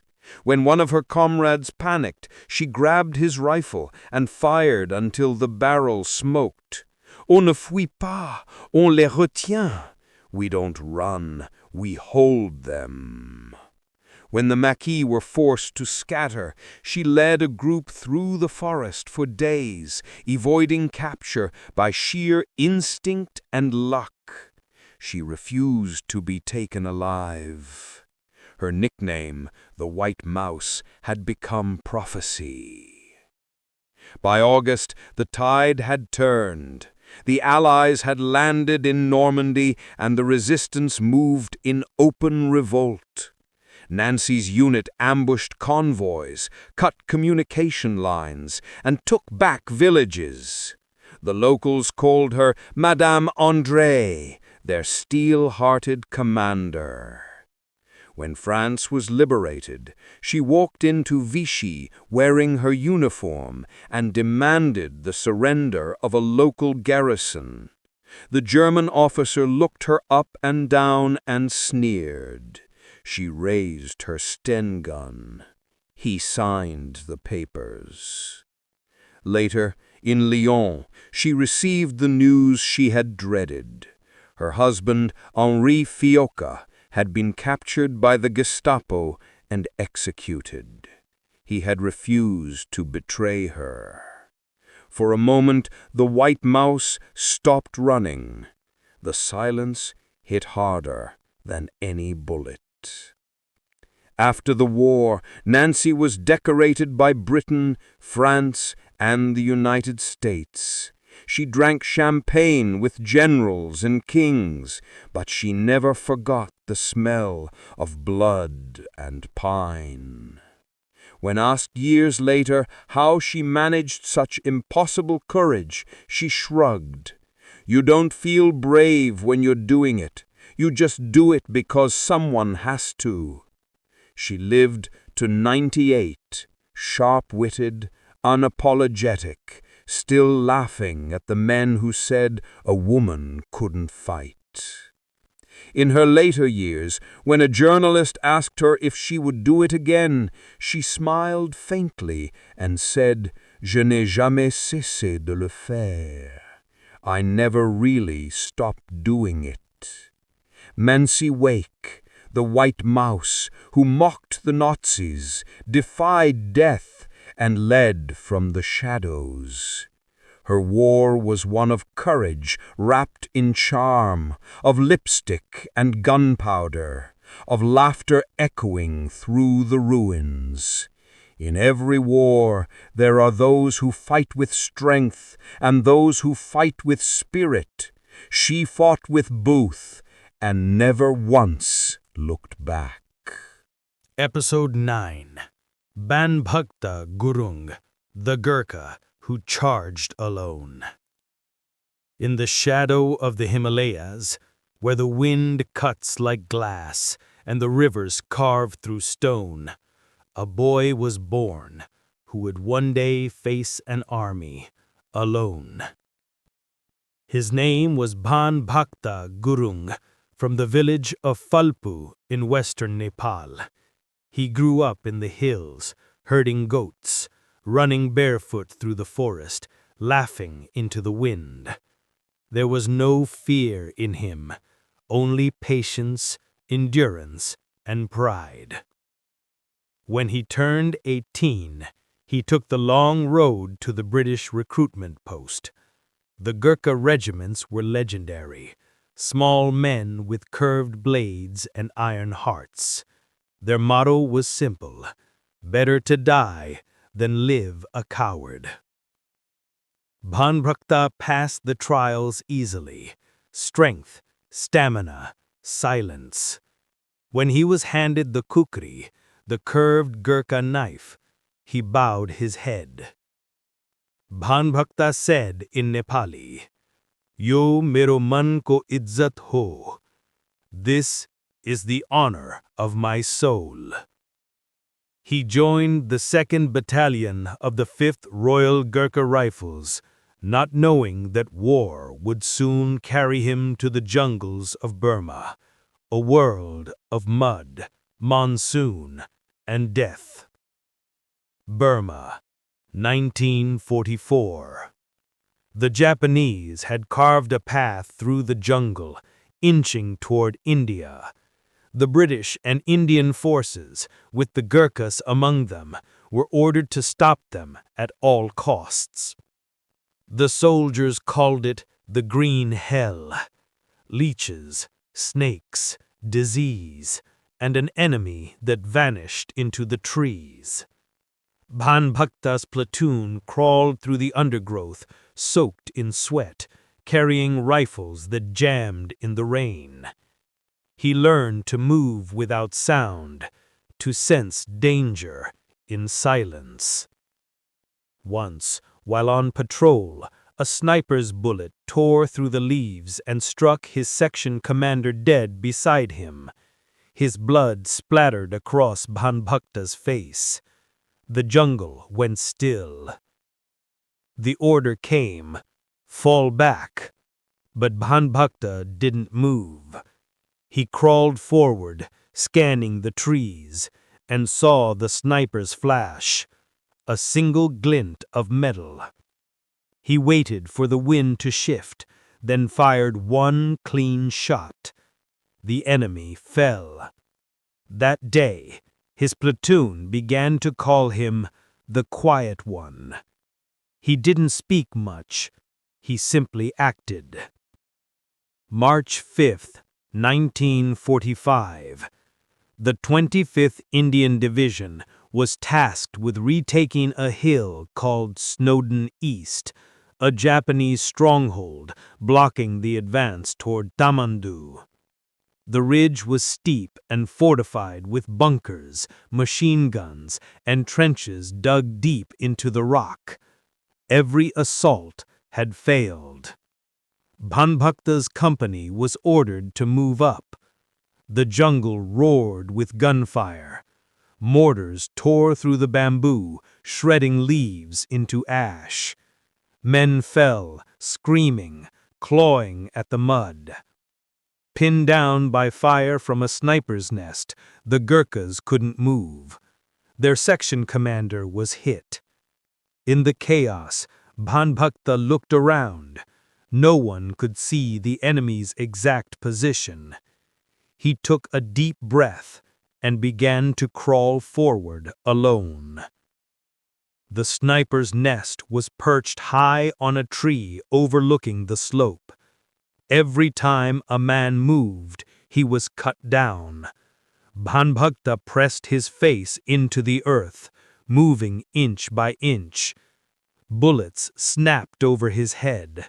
His heart beat like a drum, but his hands stayed steady. He crawled until he was directly beneath the tree. Then he rose, slowly, and with one throw, his grenade arced upward and exploded in a burst of flame. The sniper fell, dead.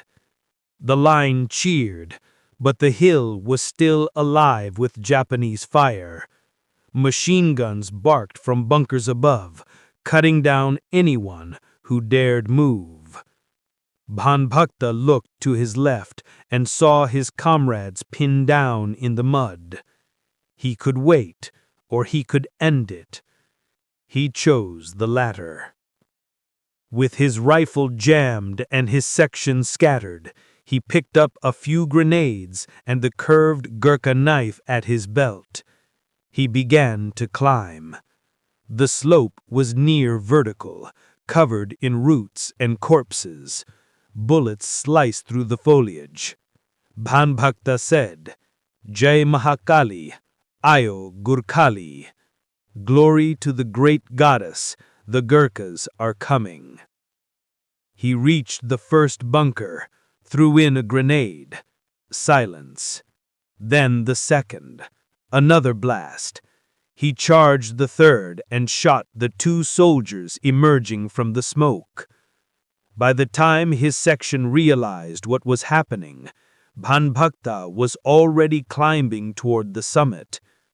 5 bunkers stood between him and the top, each manned, each firing. He didn't wait for support. He simply went on. The jungle trembled with explosions. Fire lit the ridge, and one Gurkha soldier, carrying a knife and an impossible will, climbed toward immortality. The sun was rising over the ridge at Snowdon East. Smoke hung thick over the trees, and the screams of dying men echoed through the valley. The air stank of gunpowder and blood. At the very front of the chaos, a single Gurkha soldier was still climbing. His name would be remembered for generations, though in that moment he was only one man, drenched in mud, gripping a blade that gleamed in the dawn. When Bhanbhakta reached the top of the hill, 5 Japanese bunkers surrounded the crest. Each one poured machine gun fire into the valley below. Any other man might have waited for support, But he had no time. His platoon was dying. He crept to the first bunker, ducked low, and lobbed a grenade through the slit. The explosion shook the ground. He sprinted to the second, pulled the pin, threw, dove, another blast. The third bunker was silent for a moment, then opened fire again. He charged it head-on, kicked open the door, and fought inside with his kukri. The curved blade flashed, slicing through the smoke. 2 soldiers fell. Then came the fourth bunker. The grenade detonated too soon. He was thrown backward, ears ringing. He staggered to his feet, his left arm bleeding, and kept climbing. Banbagakta, in Nepali, gasping. Ma robdina, jabasama ma jindagechu. I will not fall as long as I live. The fifth and final bunker overlooked the entire hill. Inside, a Japanese officer and 2 gunners were reloading. Banbagakta crawled behind the rocks, low and silent as shadow. Then he rose and sprinted straight toward the door. The officer shouted something, too late. Banbagakta dove inside, swung his kukri, and 1 clean arc. Silence followed. He stepped out on the ridge alone and raised his rifle in the air, signaling his platoon below. The hill was his. For the next several hours, the Japanese counterattacked. Wave after wave climbed the slope, screaming their battle cries. The Gurkhas and their surviving comrades fired from the captured bunkers, cutting them down. At one point, when ammunition ran out, he picked up enemy rifles and kept shooting. At another, he used a captured light machine gun to repel an entire squad. By noon, Snowdon East was secure. The Japanese line broke. The Gurkhas had done what no unit before them could. The cost was terrible. The ridge was a graveyard. But amidst the bodies, Banbagakta stood, bloodied, breathless, and unbroken. When his commanding officer climbed the slope to see what had happened, he found the young Gurkha sitting on a rock, cleaning his kukri. The officer asked, "What on earth happened here?" Banbagakta, quietly in Nepali, "Maile mero kam gare." I did my duty. Word of his action spread through the regiment, then through the entire division. The reports were almost impossible to believe. 1 man, 5 bunkers, dozens of enemies, a hill captured alone. His citation for the Victoria Cross described his outstanding bravery and complete disregard for personal safety. But his comrades told it differently. They said he had looked death in the face and grinned. When the medal was pinned to his chest, he stood silent, humble, his eyes lowered. He had no words for glory. He had only memory, the faces of the friends who didn't make it home.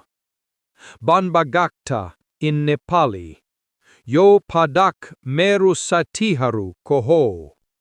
This medal belongs to my brothers.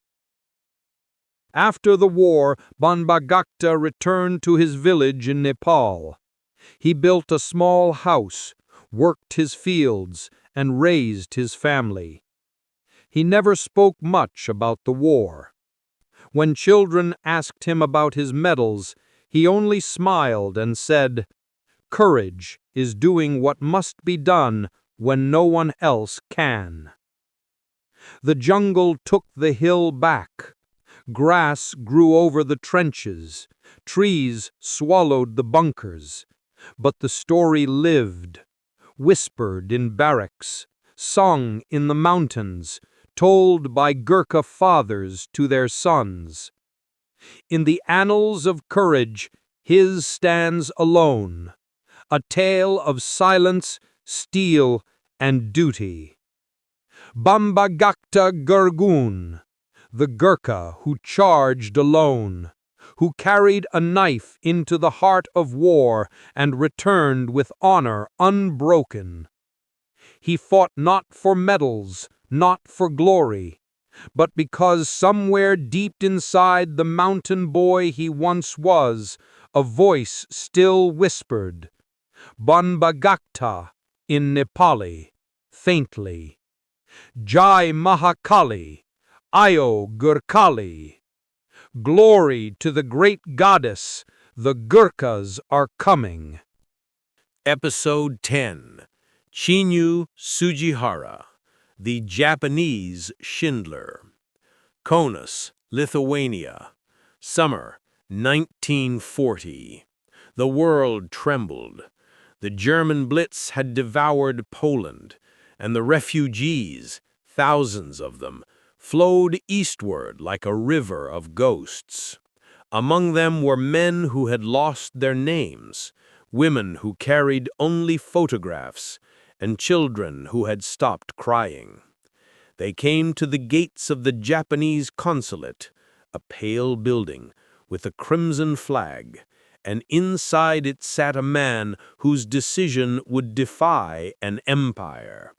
His name was Chiune Sugihara. Every morning, before the sun rose, they gathered at his gate, hundreds of them, begging, pleading, holding out papers, passports, anything. Refugee in Polish, Proszę, sir, just one visa for my family. But the rules were clear. Japan did not allow refugees without documents or money. He had sent telegrams to Tokyo 3 times. Each reply was the same. Permission denied. Do not issue transit visas to unauthorized persons. Sugihara stood at the window, watching the people below. An old man had collapsed in the dirt. A mother clutched her child's hands so tightly their knuckles turned white. He could not look away. That night, he turned to his wife Yukiko, who sat by the lamplight mending a torn shirt. Sugihara in Japanese. Watashi wa nanimo shini beki ka? Am I to do nothing? Yukiko, quietly. Chiune-san, anata no kakoro niko taiwa aru. Chiune, the answer is already in your heart. The next morning, he opened the consulate doors early. The guards were surprised. The refugees stepped forward in silence. Sugihara gestured for the first man to enter. He took the paper, looked into the man's eyes, and began to write. He wrote carefully, name, nationality, destination, then pressed his red consulate seal into the corner. Sugihara, in Japanese, Subete no shime wa omoku, mina ikiru kenri ga aru. Every life is precious. Each deserves to live. That one visa became 10. 10 became 100. And soon the line outside stretched for blocks. Each day he wrote until his hand cramped and the ink ran dry. Each night he fell asleep over his desk, the lamp still burning beside him. He was a diplomat. He had been ordered to obey. Instead, he chose humanity. 3 weeks later, a telegram arrived from the foreign ministry. The language was cold, official, but the meaning was absolute. You are to close the consulate immediately. Depart Lithuania at once." He read it in silence. He folded the paper once, then placed it beneath the inkstone on his desk. And then he began to write again. Sugihara, in Japanese, to himself. Watashi wa tada no mirai ni shitagao koto wa dekinai. I cannot follow orders that kill the innocent. By then, he had written more than 2,000 visas. Families began to disappear into the railways of Siberia, then reappear months later in Japan, alive. Rumors spread through the city.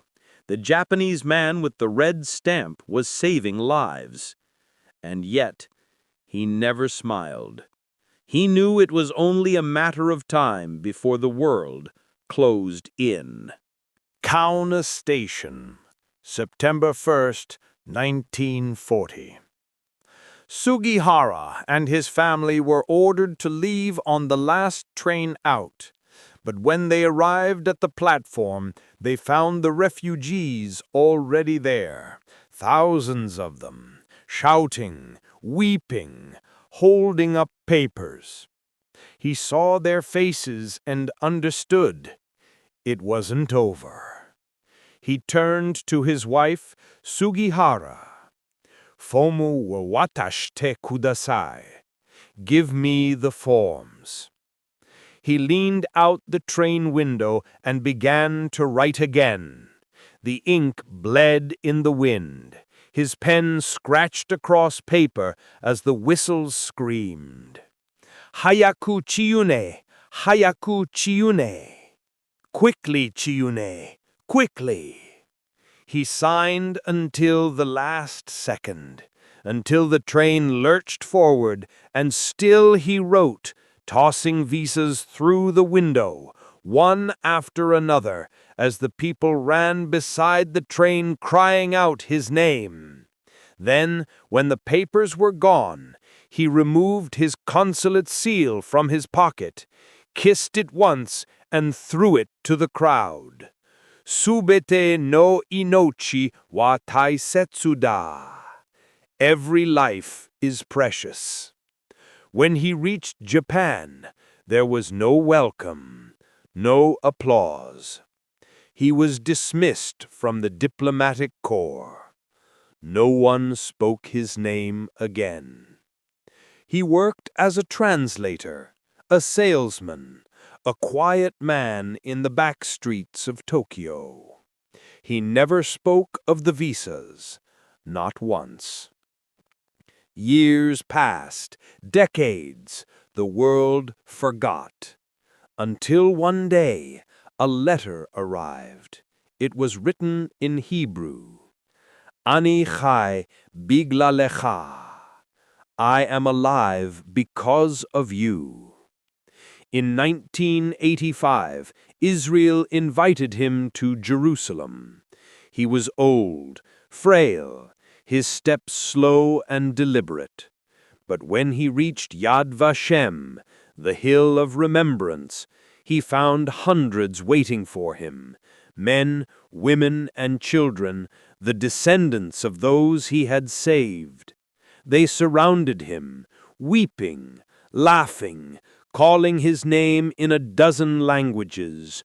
"Toda Sugihara-san, ata malach Elohim." Thank you, Mr. Sugihara. You are an angel of God. And for the first time in 40 years, he smiled. He was declared righteous among the nations, the only Japanese to bear that title.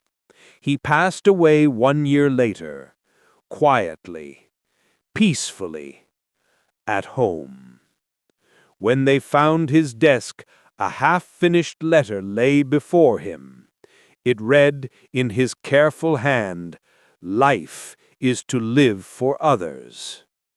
Chiune Sugihara, the man who saved thousands with ink and mercy. who defied his nation to answer the call of his soul. A warrior without a sword, a diplomat without obedience, a man who turned bureaucracy into salvation. History remembers the generals and conquerors, but sometimes the bravest act in the world is to pick up a pen and refuse to stop writing. And so, our journey through time draws to its quiet end. 10 souls, 10 stories carved not in marble or ink, but in the blood, dust, and echoes of forgotten battlefields. From the frozen ridges of Manchuria to the burning jungles of Burma, from the storm-tossed seas of Tsushima to the quiet streets of Vilnius, we have walked with those the world left behind. Men and women who never sought fame, who fought or wrote or healed simply because it was the right thing to do. Their names may not echo in our textbooks, but their courage shaped the silent architecture of history. Each of them a spark in the dark. Each of them proof that greatness is not measured by recognition, but by the weight of conscience carried through the fire. They were not gods, they were not myths. They were human, fragile, flawed, and yet unyielding. And in that frailty we find ourselves. The voice that whispers, "Not yet." The heartbeat that refuses to slow. The will that survives when all else breaks. If history forgets their names, then let you remember them.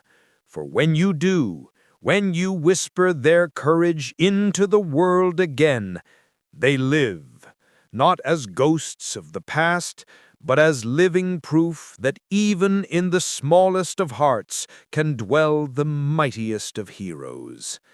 This has been Legendary Heroes of History You've Never Heard of. Their stories do not end here. They begin again in you.